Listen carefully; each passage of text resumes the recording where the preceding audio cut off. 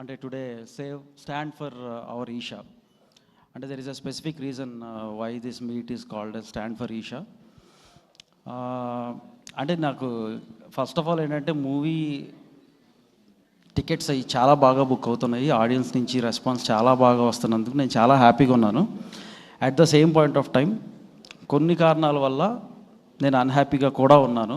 So ఈ issues మీద మాట్లాడేదానికి I think I always thought like this is the right stage. అందుకే ఆ టైటిల్ కూడా మేము అట్లా పెట్టాల్సి వచ్చింది మీట్కి, stand for our Isha and save small films.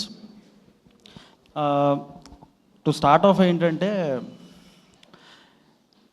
ఇది అంటే రివ్యూస్ అనేవి మాకు 90% రివ్యూస్ బాగా వచ్చినాయి, ఒక 10% ఇటు అటు ఉంటాయి. అది that is very much acceptable. ఎందుకంటే ఇప్పుడు అదొక పర్సనల్ ఒపీనియన్, దాన్ని అసలు we are all one fraternity and మాకు ఎప్పుడు కూడా ఎటువంటి ఇది ఉండదు. Will happily accept what is being given to us. ఇక్కడ మెయిన్ థింగ్ ఏంటంటే నాకు అంటే ఇప్పుడు ఒక్కోసారి మా ఫాదర్ చెప్పేది నాకే నచ్చదు, లేకపోతే నేను చెప్పేది నా ఫ్రెండ్కే నచ్చదు. సో ఆయనకి నచ్చిన పనులన్నీ నేను చేయను, చాలా చేస్తూ ఉంటాను. సో అంటే కొన్ని రివ్యూస్ కూడా అలాగే తీసుకుంటాను. నా పర్స్పెక్టివ్ ఒకటి ఉండొచ్చు, వాళ్ళ పర్స్పెక్టివ్ ఉండొచ్చు. బట్ 90% ఆఫ్ ద రివ్యూస్ చాలా బాగా వచ్చినందుకు first thing I'm happy. What I'm unhappy about is ఒక నెగిటివ్ క్యాంపెయిన్ మీద ఐఎమ్ అన్హ్యాపీ.